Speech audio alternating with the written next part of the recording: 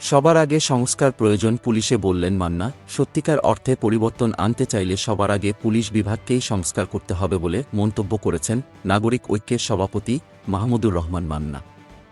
শনিবার ১ মার্চ জাতীয় প্রেস ক্লাবের তোফাজ্জল হোসেন মানিক মিয়া হলে Urdu speaking peoples youth rehabilitation movement USPYRM আয়োজিত আলোচনা সভায় অন্তর্বর্তী সরকারের উদ্দেশ্যে এ মন্তব্য করেন তিনি। দেশে এখনও মামলা ও ঘুষবাণিজ্য চলমান আছে উল্লেখ করে মান্না বলেন, একটা মামলা হলে একটা পরিবারের কত কষ্ট হয়, যারা ভুক্তভোগী তারা জানে। আর যদি গ্রেপ্তার না করেও প্রতিপক্ষ এসে ফোন করে বলে মামলা থেকে নাম কাটাতে হবে, এত টাকা দিতে হবে, এই ঘুষ বাণিজ্য গ্রেপ্তার বাণিজ্য সবই চলছে। অথচ সরকার বলছে দেশ উন্নতি করছে, আইনশৃঙ্খলা পরিস্থিতির উন্নতি হয়েছে।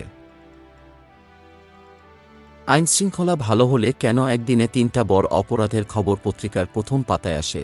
নাগরিক ঐক্যের সভাপতি বলেন, এত বড় আন্দোলন ও কিশোরদের আত্মত্যাগের পর যাদের পরিবর্তন হওয়ার কথা তা হয়নি। পুলিশ তো মামলা পর্যন্ত নেয় না। ২১শে ফেব্রুয়ারির রাতে শহীদ মিনার থেকে ফেরার পথে প্রতিপক্ষ আমার কর্মীকে ছুরি মেরেছে, কিন্তু পুলিশ মামলা নেয়নি।